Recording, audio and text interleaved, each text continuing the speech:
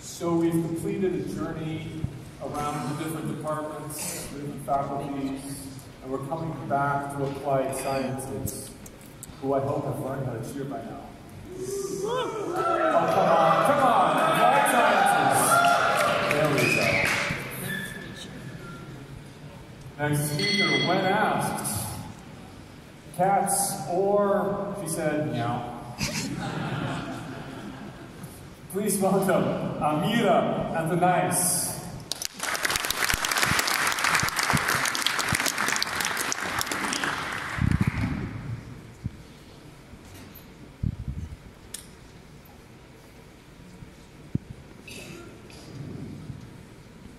Hi. Unlike all the previous speakers, I won't talk about technology or engineering. I will talk about my life.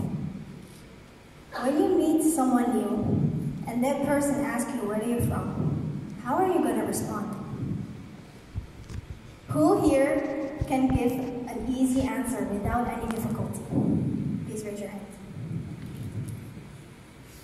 Who actually has to think before giving a response? Who has to question the meaning of where do you come from? And who avoids answering at all?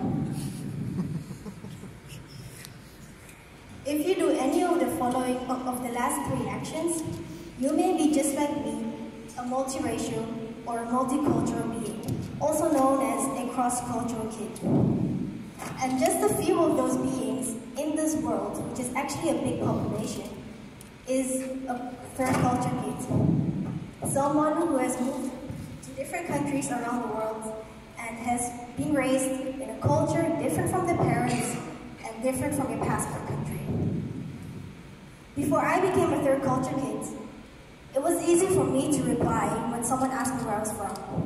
Someone born in the Netherlands, I would say I was a Malaysian. And as someone, as a tourist in Malaysia, I would say I was Dutch. I didn't consider myself as an Indonesian at that time because my Indonesian dad grew up in the Netherlands as well. And I'm only learning about that side of me recently. So when exactly did my multicultural identity change to a third culture kid? January 2007. This was the result from when my dad was sent abroad for work for long term. We lived in Abu Dhabi for 5 to 7 years, and ever since then, when you ask me where I'm from, I don't know if you refer to my nationality, place of birth, my ethnicity, where I currently live, or where I grew up. But one thing I do know is that any third culture kid faces problems when you ask for their origin.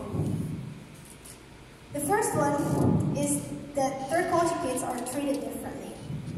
My youngest sister and I went to international school in Abu Dhabi, and we had teachers who did not believe us that we were Dutch.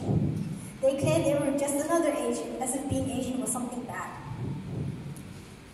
For my sister, who went to the next level, they demanded to see her passport, just to see that she is actually Dutch as nationality and Dutch as someone born in the Netherlands.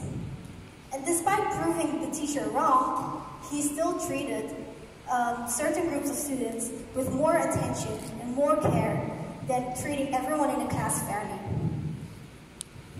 But being mistreated isn't the only way to be treated differently, because I experienced it from the other extreme.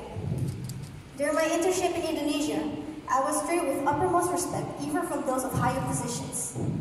Because I was considered as a Dutch student instead of an Indonesian one, my part of the project went much smoother than my local friends did. When we faced problems that caused much delay, I received permission to continue directly, whereas they had to wait for a week or so. I was allowed to call all the professors, all the doctors as tante and om, which means auntie and uncle, thus making our relationship much closer.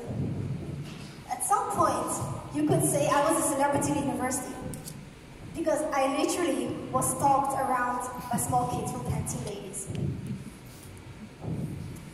The second problem third culture kids face is to be excluded from society. My best friend is being bullied because she's too brown to be a Canadian.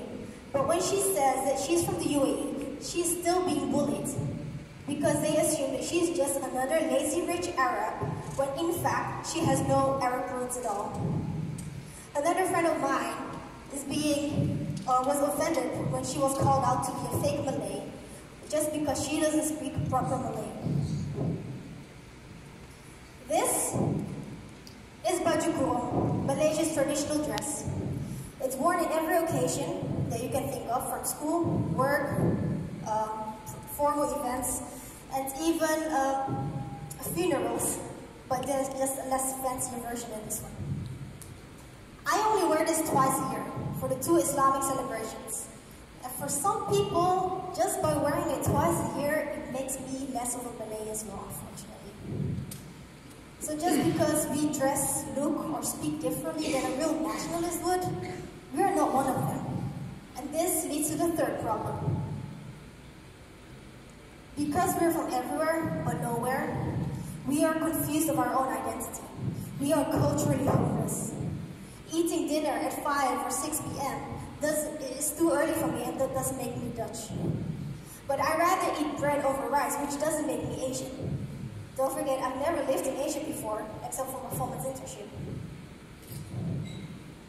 There was a point in life I felt the most at home in the UAE, but I have nothing in common with Arabs or Emiratis to make me one of them, except for the religion. So whenever third culture kids are faced with, where do you come from? We feel frustrated and we feel tired on the insides because we don't know what to answer. We can give you a short and simple answer, but then our identity is incomplete. I can ask you every single time, what do you mean? Or we can list all the countries at once, but that forces us to share our story all over again. So, whenever this question comes up, we feel so bothered that we rather want to avoid answering it all. Some of us give a very vague answer, saying, I'm complex, or I really don't know, or I'm from everywhere. Some even turn the situation into a guessing game, and others even make up lies. For any third culture kids, every location that we have lived in, every location has a connection to us, shapes a part of us, and we are proud of our complex identity. But when asked for our origin, we feel overwhelmed because others treat us differently, or exclude us from society, and we become mentally tired. So next time you want to know where someone is from, keep in mind, you may be talking to a third culture kid. Maybe your children will become one too. And if so, ask exactly what do you want to know. Listen and understand with an open mind, instead of enforcing your own ideology. And finally, treat everyone with care and with love. If you do that, you can help create a place for third culture kids that they can call home and help them escape from the state of confusion. Thank you.